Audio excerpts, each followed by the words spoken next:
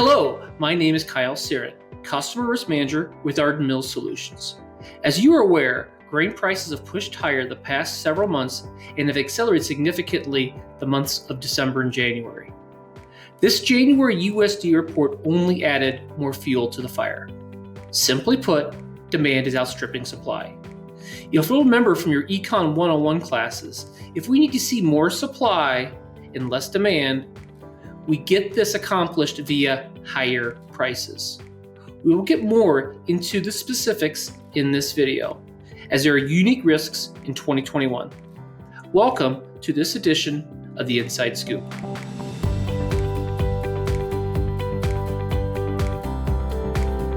The big surprise of the January USDA reports was the 2020 U.S. corn yield. Back in August, the USDA was forecasting just under 182 bushels the acre for U.S. corn production, which was by far a record. The November estimate was at 175.8 bushels the acre. This month, the USDA lowered the U.S. corn yield down to 172 bushels the acre. This constitutes a 300 million bushel drop in corn production from the November estimate. Because of this loss in U.S. corn production, the USDA is forecasting a U.S. stocks-to-use ratio on corn of 10.6%. As you can see, this is the smallest stocks-to-use ratio since the 2013-2014 marketing year. If you remember from 2012, the Midwest was caught in a horrific drought that continued to have impacts for the next two marketing years. The USDA reduced U.S. corn demand by 250 million bushels on the January USDA report. We understand ethanol demand being lowered, and the USDA did lower it by 100 million bushels. But lower exports? With smaller corn crops in South America, as the USDA lowered Brazilian and Argentine corn production at a combined 2.5 million metric tons? With Argentina's government limiting corn exports? With Chinese imports of corn raised to a record 17.5 million metric tons? It is very possible this corn carryout with a 10.6 stocks-to-use ratio is tighter than what the USDA is projecting. While the world is facing a tight corn situation, the U.S. is also fighting a tight soybean situation. Let's look at the U.S. soybean stocks-to-use ratio. The 140 million bushel SEP1 soybean carryout is likely close to the amount of soybeans that will be in transit on rail cars, trucks, and barges at that time. The USDA kept Chinese imports of soybeans unchanged at 100 million metric tons. Argentine soybean production was lowered 2 million metric tons to 48 million metric tons. Brazil is still forecasted at a record 133 million metric tons of soybean production. Weather the next month and a half will be critical for soybeans, as the U.S. has no projected excess soybeans. How does all this relate to wheat? Higher corn prices mean that if wheat prices do not follow, wheat can be substituted for corn in feed rations. Another way this is correlated is the determination of what will get planted in the spring of 2021. Which crops will get the larger slices of the acreage pie? This chart is the soybean Minneapolis wheat futures ratio.